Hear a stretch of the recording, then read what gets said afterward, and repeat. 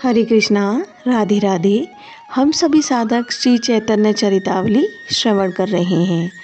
प्रसंग है जगदानंद जी की एक निष्ठा। जो पुरुष पूज्य श्री विग्रहों में ही श्रद्धा के साथ श्री हरि की पूजा करता है और भगवत भक्तों की तथा अन्य पुरुषों की पूजा नहीं करता, उनकी उपेक्षा करता है, उसे शास्त्रों में प्राकृत भक्त कहा गया है। शास्त्रों में भक्तों के उत्तम, मध्यम और प्राकृत रूप से 3 भेद बताए हैं। जो भक्त अपने इष्ट देव को सर्वव्यापक समझकर प्राणी मात्र के प्रति श्रद्धा के भाव रखता है और सभी वस्तुओं में इष्ट बुद्धि रखकर उनका आदर करता है, वह सर्वोत्तम भक्त है। जो अपने इष्ट में प्रीति रखता है और अपने ही समान इष्ट बंधुओं के प्रति श्रद्धा के भाव, असाधकों के प्रति कृपा के भाव, विद्वेषियों और भिन्न मत वालों के प्रति उपेक्षा के भाव रखता है, वह मध्यम भक्त है। और जो अपने इष्ट के विग्रह में ही श्रद्धा के साथ उन श्री हरि की पूजा करता है तथा भगवत भक्तों की तथा अन्य पुरुषों से एकदम उदासीन रहता है, वह प्राकृत भक्त है। प्राकृत भक्त बुरा नहीं है। सच पूछिए तो भक्ति का सच्चा श्री गणेश तो यहीं से होता है। जो पहले प्राकृत भक्त नहीं बना, वह उत्तम तथा मध्यम भक्त ही कैसे बन सकता है। नीचे की सीढ़ियों को छोड़कर सबसे ऊंची पर बिना योगेश्वर की कृपा से कोई भी नहीं जा सकता। पंडित जगदानंद जी सरल प्रकृति के भक्त थे। वे प्रभु के शरीर सुख के पीछे सब कुछ भूल जाते थे। प्रभु के अतिरिक्त उनके लिए कोई पूजनीय सन्यासी नहीं था। प्रभु के सभी काम लीला हैं, यही उनकी भावना है। महाप्रभु भी इनके ऊपर परम कृपा रखते थे। इनके क्षण क्षण में रूठने और क्रुद्ध होने के स्वभाव से वे पूर्ण रीत्या परिचित थे, इसलिए इनसे कुछ भय भी करते थे। साधु सन्यासी के लिए जिस प्रकार स्त्री स्पर्श पाप है, उसी प्रकार रुई भरे हुए गुदगुदे वस्त्र का उपयोग करना पाप है। इसलिए महाप्रभु सदा केले के पत्तों पर सोया करते थे। वे दिन रात्रि श्री कृष्ण विरह में छटपटाते रहते थे। आहार भी उन्होंने बहुत ही कम कर दिया था। इसी कारण उनका शरीर अत्यंत क्षीण हो गया था। उस क्षीण शरीर को केले के पत्तों पर पड़ा देखकर सभी भक्तों को अपार दुख होता था, किंतु प्रभु के सम्मुख कुछ कहने की हिम्मत ही किसकी थी। सब मन महसूस कर उस दारुण दुख को सहते और विधाता को धिक्कारते रहते कि ऐसा सुकुमार सुंदर स्वरूप देकर फिर इस प्रकार का जीवन प्रभु को प्रदान किया। यह उस निर्दयी देव का कैसा क्रूर कर्म है। जगदानंद जी प्रभु की इस कठोरता से सदा असंतुष्ट रहते और अपने भोले स्वभाव के कारण उनसे कभी कभी इस प्रकार के हठों को त्यागने का आग्रह भी किया करते, किंतु प्रभु तो धीर थे। वे भला किसी के कहने सुनने से न्याय मार्ग का कब परित्याग करने लगे। इसलिए जगदानंद जी के सभी प्रयत्न असफल ही होते। फिर भी वे अपने सीधे स्वभाव के कारण सदा प्रभु को सुखी रखने की चेष्टा किया करते। उन्होंने जब देखा कि प्रभु के शरीर को केलों के पत्तों पर कष्ट होता है, तो वे बाजार से एक सुंदर सा वस्त्र खरीद लाई। उसे गेरुए रंग में रंगकर उसके तोशक तकिए बनाए।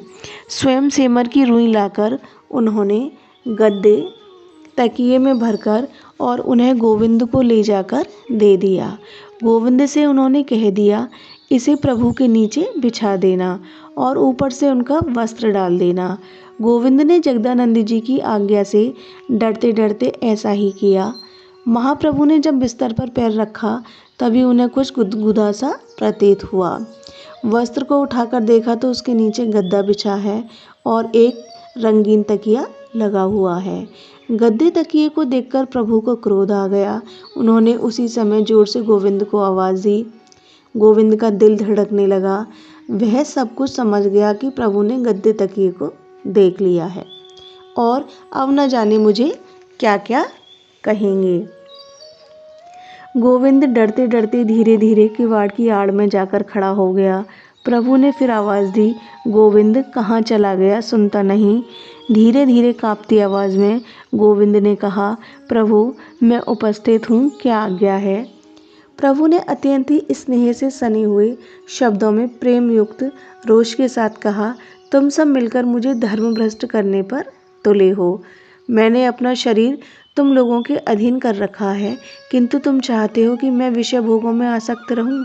विषयों के उपभोग के लिए तो मैंने घर बार छोड़कर संन्यास लिया है।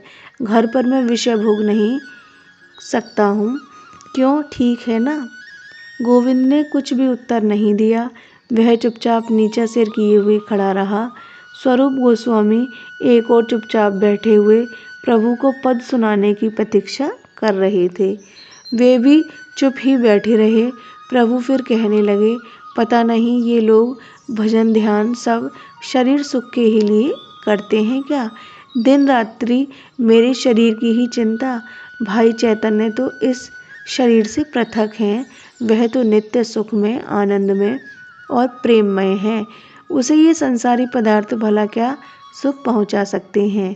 जिसे चैतन्य समझकर तुम सुखी बनाना चाहते हो, वह तो अचैतन्य है, नश्वर है, क्षण भंगुर है, विनाशी और सदा बदलते रहने वाला है। इसी को सुखी बनाने का प्रयत्न करना महामूर्खता है। स्वरूप गोस्वामी चुपचाप सुनते रहे। प्रभु ने फिर उसी प्रकार रोष के स्वर में कहा, क्यों रे गोविंद, तुझे यह सूझी क्या। तैने क्या सोचा कि मैं गद्दा तकिया लगाकर विषय पुरुषों की भांति सोऊंगा। तू ठीक ठाक बता, तुझे पैसे कहाँ से मिले, यह वस्त्र किसने मांगा, सिलाई के दाम कहाँ से आए। गोविंद ने धीरे से सिर नीचा किए हुए उत्तर दिया, प्रभु जगदानंद पंडित मुझे इन्हें दे गए और उन्हीं की आज्ञा से मैंने इन्हें बिछा लिया है। जगदानंद जी का नाम सुनकर प्रभु कुछ सहम गए। उन्हें इसके उपयोग न करने का प्रत्यक्ष परिणाम आंखों के सामने दिखने लगा। उनकी दृष्टि में जगदानंद जी की रोष भरी दृष्टि साकार होकर नृत्य करने लगी। महाप्रभु फिर कुछ भी न कह सके।